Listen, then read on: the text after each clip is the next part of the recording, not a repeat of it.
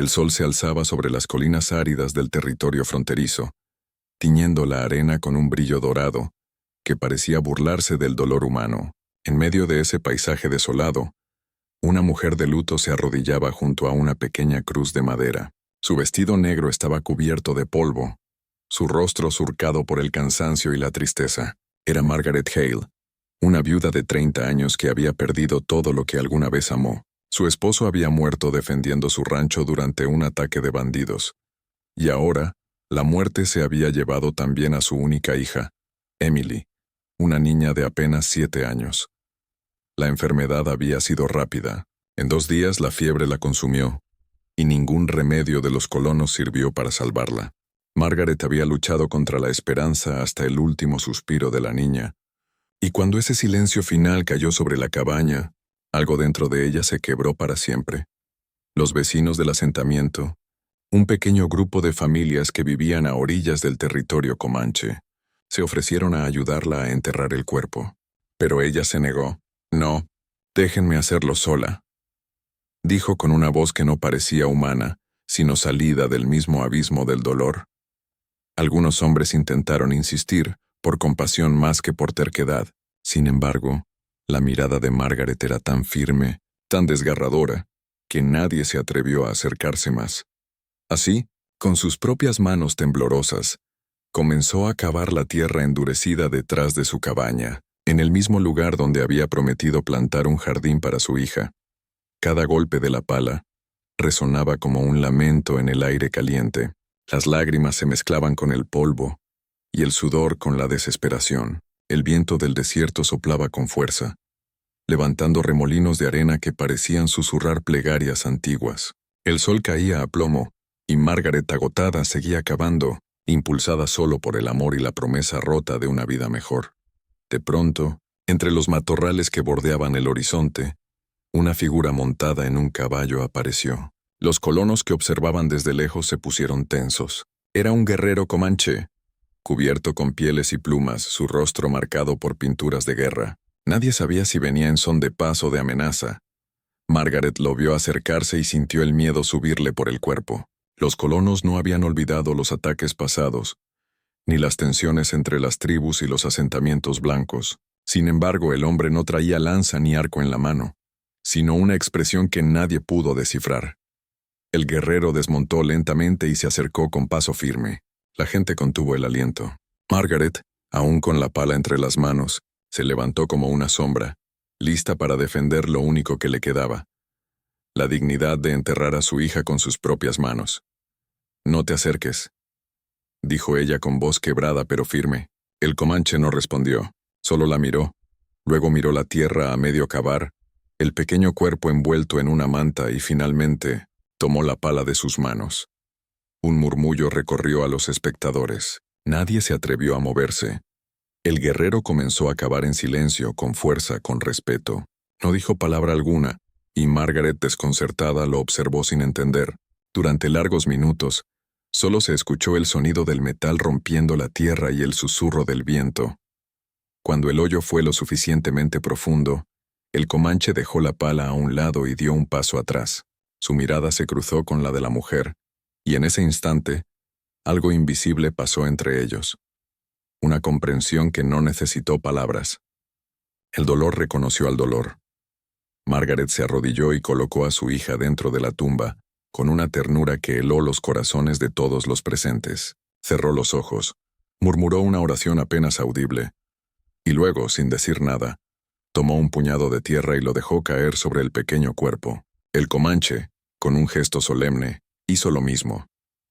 El acto fue tan inesperado, tan sagrado en su silencio, que nadie se atrevió a interrumpirlo. Era como si la frontera, por un instante, hubiera desaparecido. No había blancos ni indios, no había enemigos ni prejuicios, solo dos almas unidas por el peso de la pérdida. Cuando todo terminó, Margaret se levantó, débil, pero serena. El comanche inclinó la cabeza ante la cruz de madera, montó su caballo y se alejó sin pronunciar una sola palabra. Los colonos lo observaron desaparecer entre las colinas. Nadie comprendía lo que acababa de suceder, pero todos sabían que habían presenciado algo más grande que cualquier guerra o venganza. Margaret, aún temblorosa, se arrodilló de nuevo frente a la tumba y susurró: «Gracias». Aquel día, el viento del desierto llevó su gratitud hacia el horizonte, donde un guerrero comanche cabalgaba en silencio, llevando consigo un pedazo del dolor de una viuda blanca. El primer encuentro entre ellos no fue de odio, sino de humanidad, y aunque nadie lo sabía aún, esa tumba compartida sería el inicio de algo que cambiaría el destino de ambos. Durante los días que siguieron al entierro, el silencio se apoderó del pequeño rancho de Margaret Hale. Las noches eran más frías, el viento más cruel, y la soledad, una presencia constante. Los colonos le llevaban comida y agua, pero ella apenas abría la puerta. Pasaba las horas sentada junto a la cruz de su hija, murmurando canciones de cuna que se perdían en el aire seco. Había algo en aquel lugar que ya no pertenecía al mundo de los vivos. Y sin embargo, Margaret seguía allí, como si el dolor fuera su único lazo con la tierra. Pero una mañana, cuando el sol apenas comenzaba a pintar el cielo con tonos rosados, escuchó un sonido lejano, cascos de caballo acercándose. Su corazón se tensó. Tomó la vieja escopeta de su esposo y se asomó con cautela por la ventana. En el horizonte, entre el polvo dorado, apareció una figura familiar: el guerrero comanche, el mismo que había cavado la tumba de su hija. Margaret sintió un nudo en la garganta. No sabía si debía esconderse o salir a enfrentarlo, pero antes de que pudiera decidir, él desmontó y caminó hacia la cruz de madera. Llevaba algo en las manos envuelto en tela. Sin decir palabras, se arrodilló frente a la tumba y depositó el pequeño paquete. Margaret salió lentamente de la cabaña, con pasos inseguros. Cuando se acercó, vio lo que el comanche había traído: una muñeca hecha a mano, tallada en madera de pino, con cabellos de crin de caballo y un vestido cosido con trozos de piel suave. En el pecho de la muñeca había una pequeña piedra turquesa, símbolo sagrado entre los comanches, que representaba el alma y la protección. Margaret quedó paralizada. Aquello era más que un gesto. Era un regalo ceremonial, una ofrenda de respeto hacia los muertos. El guerrero levantó la vista hacia ella. Sus ojos oscuros reflejaban una tristeza que no necesitaba traducción. «Tu hija duerme con los espíritus del viento», dijo en un inglés rudimentario con voz grave. Margaret no supo qué responder. Por primera vez desde la muerte de Emily, alguien hablaba de su niña sin temor, sin lástima, con reverencia. El comanche señaló el cielo y luego el corazón. «Ella camina con los míos ahora». Margaret se llevó una mano al pecho. Las lágrimas brotaron sin permiso. No entendía por qué ese hombre, un desconocido, un miembro de un pueblo con el que su gente vivía en tensión constante, había sentido la necesidad de volver. Pero algo en su mirada le decía que no estaba allí por compasión, sino por una promesa más profunda. Con voz temblorosa, ella preguntó: «¿Por qué lo hiciste? ¿Por qué ayudaste a enterrar a mi hija?». El comanche permaneció en silencio unos segundos antes de responder: «Porque yo también enterré a una niña mía». Las palabras la golpearon como un rayo. El hombre se llamaba Tauya, hijo de un jefe menor de la nación comanche. Hacía 2 inviernos, una epidemia había arrasado su aldea, llevándose a su esposa y a su hija pequeña. Desde entonces, Tauya vagaba por las tierras fronterizas, cazando, ayudando a su tribu cuando lo necesitaban, pero viviendo en una especie de exilio espiritual. Cuando vio a Margaret cavando la tumba, reconoció en sus ojos el mismo dolor que lo había consumido. Por eso tomó la pala. Por eso volvió. «Tu dolor es mi dolor», dijo colocando una mano sobre el suelo donde descansaba Emily. «Y mientras el viento sople sobre esta tierra, prometo que ningún espíritu maligno, ni hombre ni bestia, tocará este lugar». Aquella promesa resonó con la fuerza de un juramento ancestral. Margaret, sin poder contenerse, se arrodilló junto a él. «No tienes por qué hacerlo. Ya lo hice», respondió él con calma.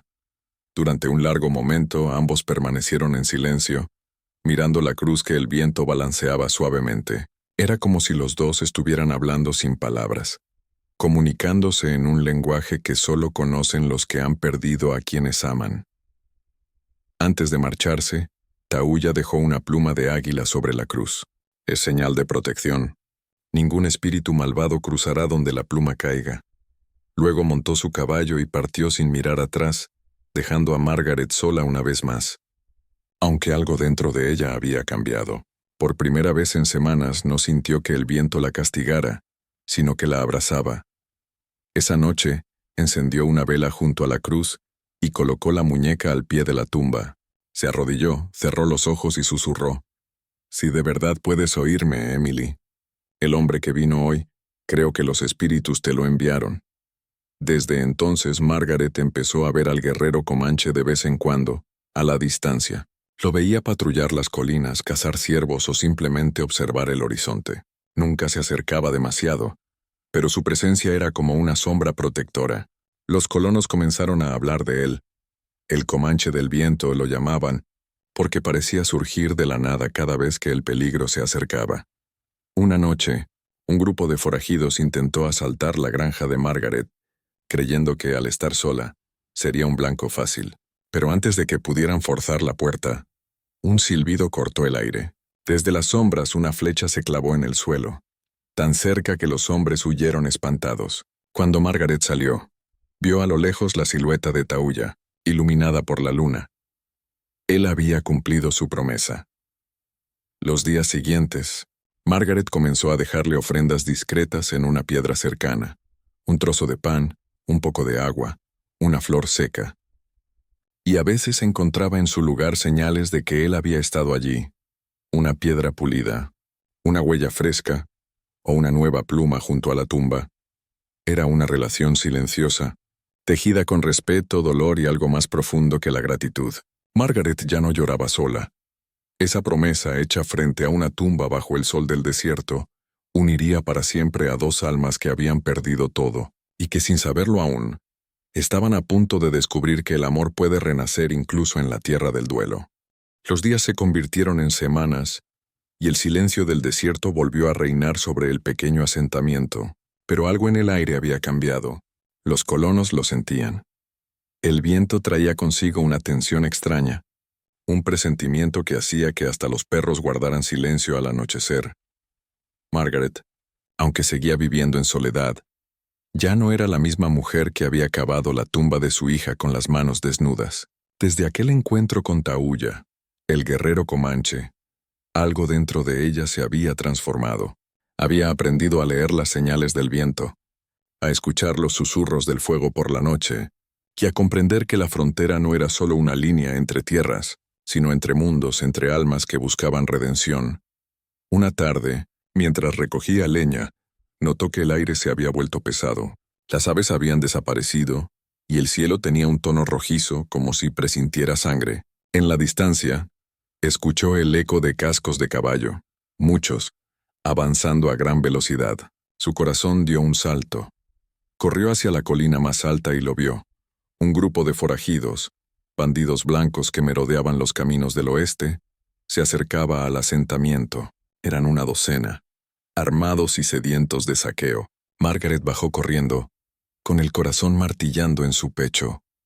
Cuando llegó a la cabaña vio que los colonos ya estaban en movimiento, tratando de reunir a las mujeres y los niños. Los hombres preparaban rifles viejos, pero sabían que no resistirían mucho. Aquellos bandidos no conocían misericordia. Margaret recordó las palabras de Tauya: «Mientras sople el viento, protegeré esta tierra». Y sin pensarlo más, tomó su rifle y corrió hacia el viejo roble donde solía dejar ofrendas para el comanche. Allí, dejó caer su orgullo y habló con la voz de quien ya no teme morir: «Tauya, si puedes oírme, ven, no por mí sino por los inocentes». El viento se levantó de repente, levantando una nube de polvo que le azotó el rostro. Margaret no sabía si era respuesta o coincidencia, pero decidió interpretarlo como una señal. Regresó al poblado y ayudó a las mujeres a refugiarse en la iglesia de madera. Los bandidos llegaron poco después del ocaso. El sonido de los cascos y los gritos de los hombres rompió el silencio del valle. Disparos. Fuego. El infierno desatado en un rincón olvidado del mundo. Margaret, desde la ventana, disparó su rifle con precisión sorprendente. Su cuerpo temblaba, pero su mente estaba clara. Ya no tenía miedo. Había perdido demasiado como para temer perder más. Pero los colonos eran pocos. En cuestión de minutos, Los forajidos rompieron la defensa y comenzaron a incendiar las casas. La iglesia ardía, el ganado huía despavorido y los gritos de los niños llenaban el aire. Entonces, cuando todo parecía perdido, un silbido cruzó el cielo. Una flecha encendida se clavó en el pecho del líder de los bandidos, arrojándolo al suelo. Luego otra y otra. Desde las colinas, Tauya y 3 guerreros comanches descendieron como sombras del viento. Sus caballos cruzaron el fuego, sus lanzas brillaron bajo la luna, y sus gritos de guerra resonaron como truenos. Los forajidos, confundidos, intentaron resistir, pero fueron superados por la furia precisa de los comanches. En menos de 10 minutos el ataque terminó. Algunos bandidos huyeron al desierto. Otros cayeron donde estaban. El silencio volvió, roto solo por el crepitar de las llamas. Margaret salió de la iglesia, su rostro cubierto de hollín y lágrimas. Miró a Tauya que desmontaba lentamente. Su pecho sangraba, una herida de bala apenas visible bajo la piel curtida. Ella corrió hacia él sin pensar. «Tauya, ¿estás herido?» «No, solo cansado», dijo él con una leve sonrisa. Pero su cuerpo cedió. Margaret lo sostuvo temblando. A su alrededor los colonos observaban con una mezcla de miedo y gratitud. Nadie se atrevía a acercarse, porque sabían que estaban presenciando algo que iba más allá de sus viejas divisiones. Margaret lo llevó a su cabaña. Lo acostó en la cama donde antes había dormido su hija. Con manos torpes pero cuidadosas, limpió su herida y le ofreció agua. El guerrero la observaba en silencio. Sus ojos reflejaban fuego y tristeza.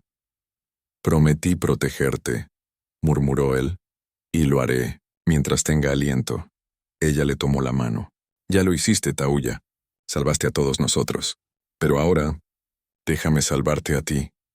Durante la noche, Margaret veló junto a él, cambiando vendajes, alimentando el fuego y rezando en silencio. En un momento, Tauya abrió los ojos y la miró como si la viera por primera vez. «Tu corazón es fuerte, mujer blanca». «No, solo está cansado». «No, está vivo». Sus palabras la atravesaron. Margaret bajó la mirada, sintiendo como algo en su interior, ese rincón donde solo había tristeza, comenzaba a despertar. Pasaron las horas. El fuego iluminaba sus rostros, y el silencio se volvió cómplice. Ella le habló de Emily, de su esposo, de los años de soledad. Él le habló de su hija perdida, de los espíritus del viento, de cómo el dolor puede convertirse en fuerza. En ese pequeño refugio, 2 mundos opuestos compartieron la misma llama. Al amanecer, los colonos se reunieron frente a la cabaña. Algunos querían agradecer a Tauya, otros temían su presencia. Margaret salió a hablar por él. «Este hombre no es nuestro enemigo. Hoy todos ustedes están vivos gracias a él. Le debemos respeto, no sospecha». Su voz era firme, tan distinta a la de la mujer que un día suplicó enterrar a su hija sola. Era la voz de alguien que había encontrado propósito en medio del dolor. Tauya se levantó apoyándose en ella. Miró al grupo y asintió. «No vine por gratitud. Vine por promesa». Luego se volvió hacia Margaret y dijo en su idioma: «El viento me trajo hasta ti, pero el espíritu de la niña me dice que no debo irme aún». Margaret no entendió las palabras exactas, pero comprendió el significado en su mirada. En ese instante, sintió que algo más grande que la vida los unía. El amor nacido del sacrificio, la fe forjada en la pérdida, la certeza de que el alma humana puede sanar incluso en las tierras más salvajes. Esa noche, cuando el fuego del asentamiento volvió a arder, esta vez por esperanza, no por destrucción, Margaret escribió en su diario: «Ayer enterré a mi hija. Hoy el desierto me devolvió la vida en forma de un guerrero». El viento sopló sobre la cruz donde descansaba Emily, y la pluma de águila ondeó suavemente. El espíritu de la niña tal vez sonreía. El sol volvía a salir sobre las llanuras del oeste, y por primera vez en mucho tiempo, no trajo consigo solo calor y desolación, sino también esperanza. Habían pasado varias semanas desde el ataque al asentamiento, y aunque las cicatrices seguían visibles, las casas quemadas, los campos arrasados, el pueblo comenzaba a renacer. Pero nadie hablaba de ese renacimiento sin mencionar un nombre: Tauya, el guerrero comanche que había salvado a todos. En medio de todo eso, Margaret se había convertido en su sombra. Cada mañana lo encontraba sentado junto al arroyo, con la herida ya casi sanada, mirando el horizonte como si esperara una señal del cielo. A veces no hablaban, simplemente compartían el silencio, ese tipo de silencio que solo entienden los que han llorado juntos. Poco a poco, las palabras comenzaron a fluir entre ellos, como un río tímido. Margaret le enseñaba palabras en inglés, y él le devolvía frases en comanche. Ella aprendió que Sacó significaba espíritu, que Tana era flor del amanecer, y que Naitse quería decir corazón que no olvida. Él, a su vez, aprendió de ella los nombres de las cosas simples: home, river, love. Una tarde, mientras el viento del desierto soplaba suave, Tauya le mostró algo. Era un pequeño collar hecho de hueso de ciervo y turquesa, colgando de un cordel trenzado. «Mi hija lo llevaba», dijo él en voz baja, «cuando los espíritus se la llevaron. Desde entonces lo guardé esperando el momento de entregarlo a alguien que entendiera su significado». Margaret lo miró, sin poder contener las lágrimas. «¿Y qué significa?» «Que el alma nunca muere, solo cambia de forma. Mi hija, quizás ahora corre junto a la tuya, entre las nubes». Él tomó el collar y lo colocó suavemente alrededor del cuello de Margaret. «Ahora ambas están contigo». Ella cerró los ojos, y por un instante, creyó sentir el perfume de la flor que Emily solía colocar en su cabello. Ese gesto marcó un antes y un después. Ya no eran solo una mujer blanca y un guerrero comanche. Eran dos almas cruzadas por el destino, unidas por la promesa y la memoria de sus hijas. Los colonos, sin embargo, comenzaban a murmurar. Algunos decían que Margaret había perdido la razón al permitir que un comanche viviera tan cerca. Otros la defendían, recordando lo que él había hecho por todos. Pero la frontera no solo separaba territorios, también dividía corazones y prejuicios. Un día, el reverendo del asentamiento fue a verla. «Hermana Hale», dijo con tono severo, «este hombre no pertenece a nuestro mundo. No puedes olvidar lo que su gente ha hecho». Margaret lo miró directamente a los ojos y respondió con calma. «¿Y acaso olvidamos lo que nosotros hemos hecho?» El reverendo bajó la mirada sin respuesta. Esa noche, Tauya la encontró llorando junto a la tumba de su hija. «Ellos no entienden», dijo él con suavidad. «No, pero no me importa. Me siento viva cuando hablo contigo». El guerrero la miró con esa mezcla de ternura y respeto que solo él podía transmitir. Se acercó lentamente, tomó su mano y la colocó sobre su pecho. «Aquí», dijo, «el viento sopla más fuerte desde que te conocí». Margaret no necesitó traducción. Su corazón latía al mismo ritmo que el de él. Pero ambos sabían que su unión era imposible, o al menos eso creían. Con el paso de los días, Tauya comenzó a ayudar al asentamiento. Enseñó a los hombres a cazar sin malgastar balas, a rastrear huellas en la arena, a leer los signos del clima. Las mujeres lo miraban con curiosidad. Los niños lo seguían a todas partes. Hasta los más reacios empezaron a ver en él no a un enemigo, sino a un protector. Una tarde, cuando el sol descendía tras las colinas, Margaret lo encontró trabajando la tierra, ayudando a reconstruir un corral. Se acercó con una jarra de agua y sonrió. «No recuerdo la última vez que alguien me ayudó así. El desierto enseña que nadie sobrevive solo». Hubo un silencio largo, cómodo.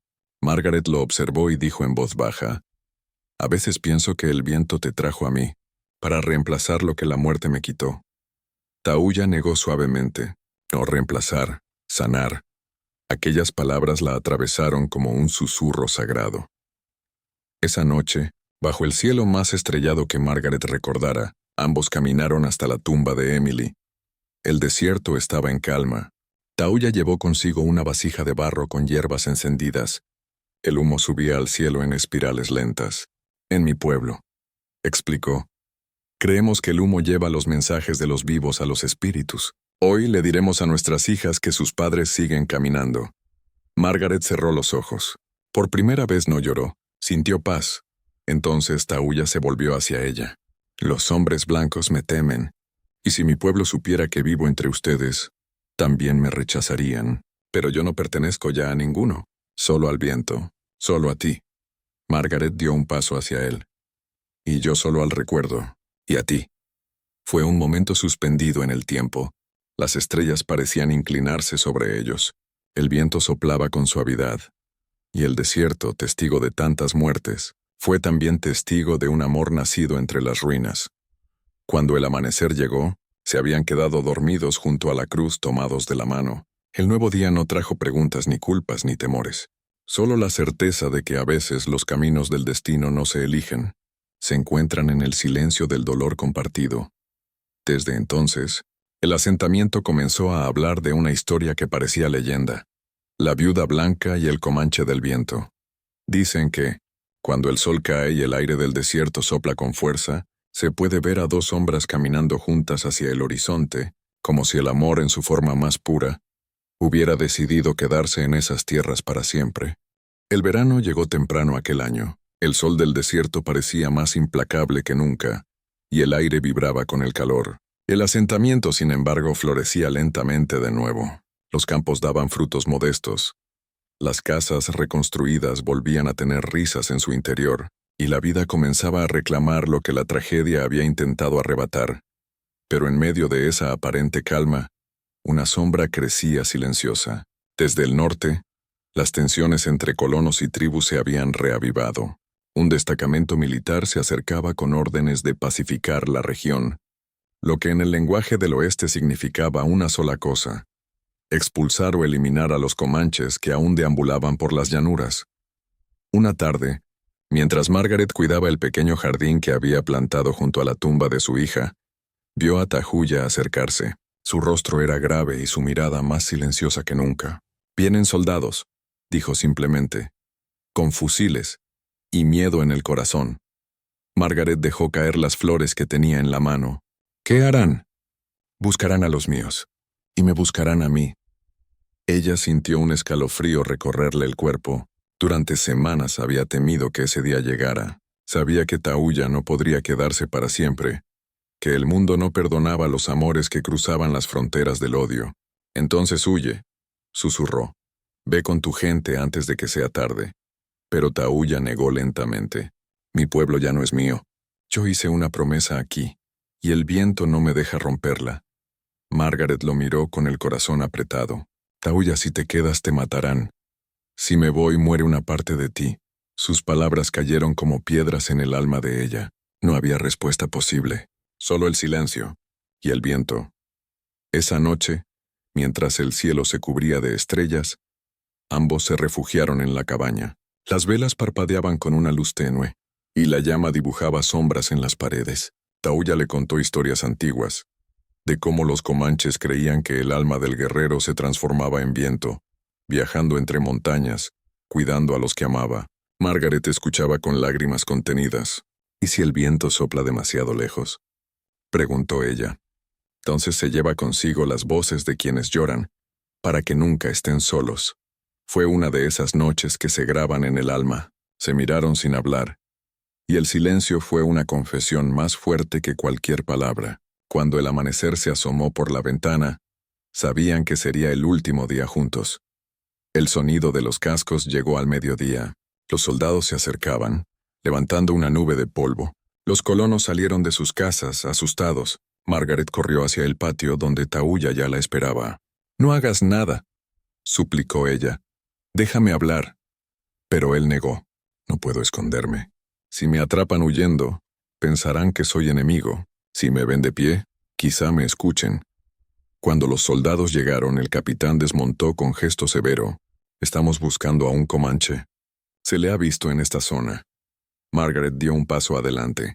«Está conmigo. Salvó nuestras vidas. No es un enemigo». El capitán la miró con incredulidad. «¿Un comanche aquí? ¿Entre colonos? Señora, ¿sabe lo que dice? Sé lo que hizo. Sin él, este asentamiento no existiría». Tahuya se adelantó un paso. «No quiero guerra. Solo proteger a los que no pueden luchar».